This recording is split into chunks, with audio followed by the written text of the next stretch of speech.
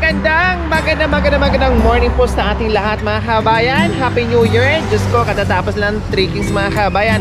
Ito, humabol tayo. Pasensya na muli sa ating sponsor na si Ma'am Esther Gordon po mga kabayan. Dahil pinabigay ito para dito sa pamilya noong December pa mga kabayan. Pero ngayon lang kaya maraming salamat sa ating Panginoong Diyos na talagang hindi tayo pinababayaan, ginaguide tayo tuwing tayo ay naglalakbay ang buong team.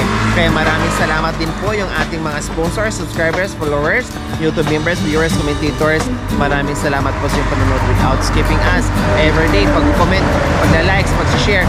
Maraming salamat po dahil isa pa kayo sa nakaambag sa aking munting adikain. Maraming salamat mga kabayan. Isang malungkot na pangyayari dito sa pamilya na ating pupuntahan ngayon, kung saan maghahatid tayo ng biyaya para doon sa kanyang bahay, at isa po ito yung nasunugan ng bahay at malaking pinagtataka doon ni Mrs. kung bakit pati asawa ay natupok na rin. Kaya mga kabayan, samahan niyo po ako sa umagang ito.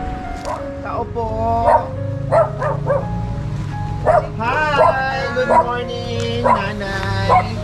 Nagulat ako mga kabayan kasi kung natandaan nyo po, nung pumunta tayo dito, nung unang episode ay walang dingding. Ngayon meron na. Kaya ang kahilingan ni nanay sana noon ay mabadingdingan. So, ayun, merong sponsor na napanood at gumawa naman din kaagad ng action. Kaya lang, sabi ko nga kanina, hindi natin kaagad na padala. So, ngayon, may dingding na.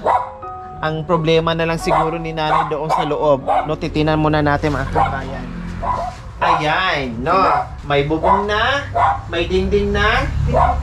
Akala ko tinirahan na nila, hindi pa po pala. And then may nakita tayong simento at parang tinambakan na. At mukhang sisimentuhin ito, ni Nanay Marieta. So kunting-kunti na lang po talaga ang kulang nito. Ano po yung dala-dala nyo, Nanay Marieta? Yung katibay noon, madam, hindi ko nakikita po sa inyo. Ay, ayan po, nakuhaan po pala ng picture. So, ito yung bahay ni Nanay Marieta kung saan nasunugan sila. At may picture dito. Ito po yung bangkay. Hindi po, madam. Dito, madam, ito po yung kusina namin, gawa kasi ng kahoy. Ito yun, madam. Ito, madam. Ito po yun siya. So, ayan po, pasintabi na po sa nanonood, sa mga kumakain. Ayan. So, ito po mismo, at ito po mismo na nakita nyo. Ayan, ito po yung mister ni Nanay Marieta na kinain ng apoy nandito. Ayan yung po. Itim po. Yung ito na po siya. Tao po ito mga kabayan na kinain ng apoy. So, nakakalungkot. Sa katunayan, ito po yung certificate of death. So, ayan po. So, kumusta nanay? Paano nadingdingan yung bahay natin at sino nagbigay? Sino bumili? Ganito po yun, madam. Gusto nung anak ko, yung titira na kami dito nung bago sana magbagong taon. Opo, hahabol para masampahan nyo. Ganun sana, madam.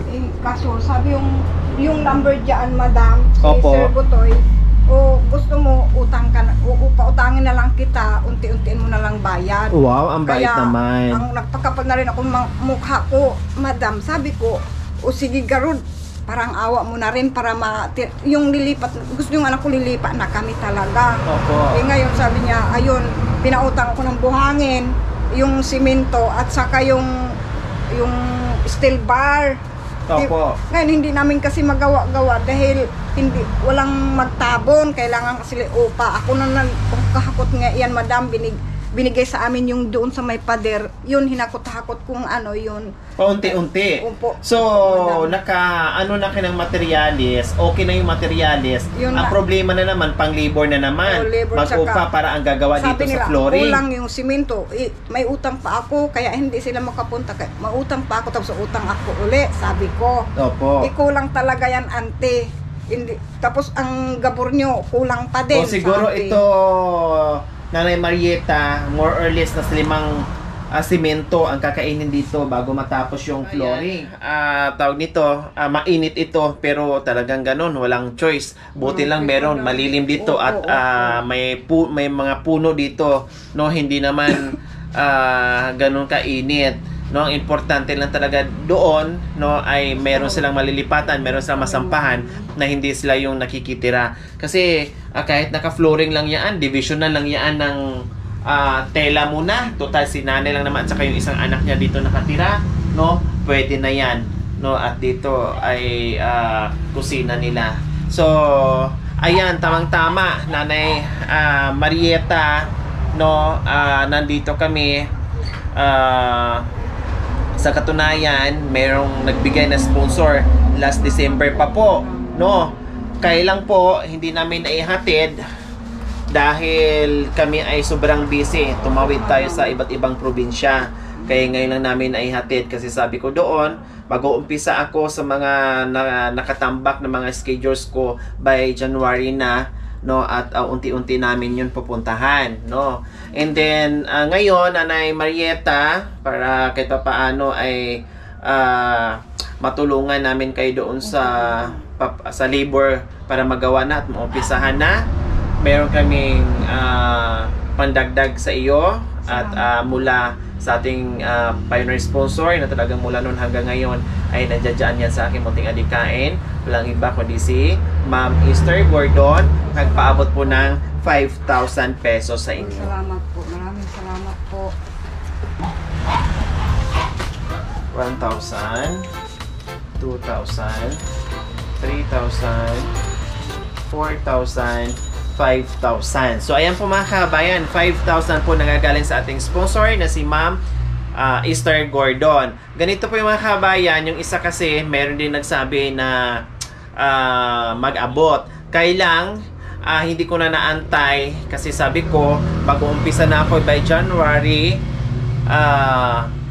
iikot na ako muli at yung mga nakabinbin ko ng mga schedule, unti-untiin ko ng puntahan. So, nandito kami sa lugar ngayon, sa Swal.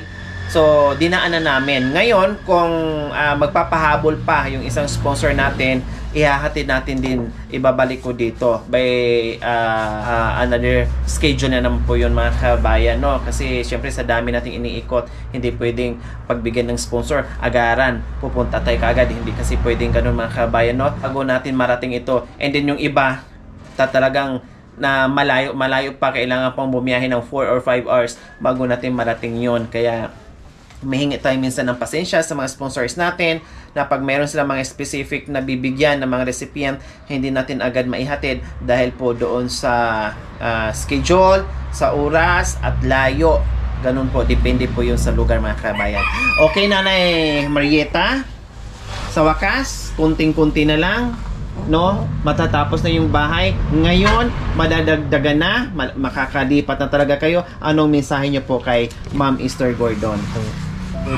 Ma'am Esther Gordon, salamat po sa tulong na binigay niyo po sa amin.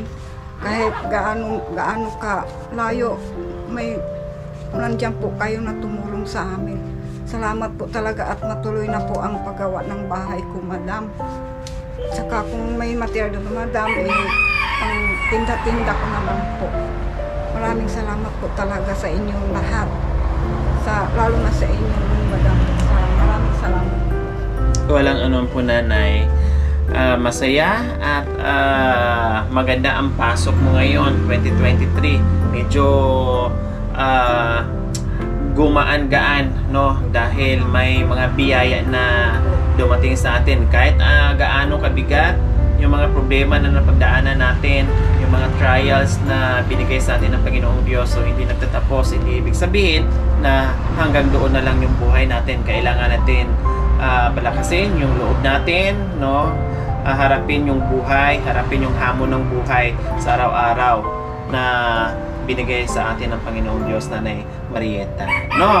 O tulad ngayon, nasunugan kayo ng bahay, pero akala nyo ay hindi na kayo magkakaroon ng bahay, wala nang pag-asa yung buhay nyo, pero may mga taong nandiyan na kahit hindi nyo kaano-ano, may tumulong, may nagkusa, no? Tulad nung nagpatira dito sa bahay, tulad nung nagbigay ng lupa para matirikan ng bahay, may nagpautang ng materialis, may mga sponsors, dumating yung team ni Madam Lori at nagpaabot si Ma'am Esther Gordon, yung ganon. Alam niyo po yung napagdaanan natin sobrang dawok ng buhay, pero may mga tao pa rin nandiyan handang tumulong sa atin.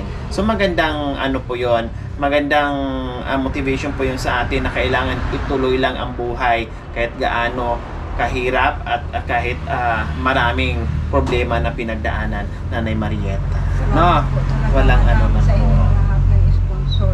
Walang ano man po, Nanay Marieta. Okay, so ayan, Nanay Marieta, good luck, and sana sa pagbalik namin dito ay matapos na at pag-pray pa natin, no, na meron pang mga sponsors na magpapahabol para dito, ha? Sana rin po marami kayo Ayan. pang natutulungan. Belated Merry Christmas and Happy New Year, Nanay Marieta. Last time, so ayun po mga kabayan, kasi nung last time po mga kabayan, no, hapon natin nagmamadali, niyaya tayo ni Ma'am Lynn, isa sa mga masugid na viewers natin, no, na nag-refer po dito kay Nanay Marieta, kasi inayawan natin, no, yung merienda niya nung last time, kasi nagmamadali na tayo dahil hapon na, ginabi na tayo. Ngayon hindi tayo makakatakas kasi maaga pa lang, kaya pupunta tayo sa bahay niya. Baka magtampo na si nanay. Tawag nito, pag hinindihan na naman natin yung merienda niya, hindi tayo padadaanin. Hindi tayo makakauwi, kaya tara, punta tayo sugod sa bahay ni nanay. Wow! Grabe, ang tataba, ang gaganda ng mga bulaklak. Oh, diba? Ang sipag. Opo, ang sipag ni Nanay Lynn.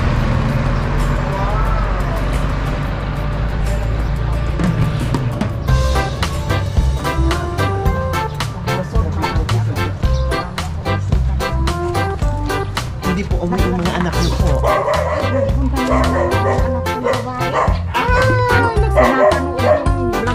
Nasa mga, buti hindi po kinapasama. Ay, si Lula Stina. Napala.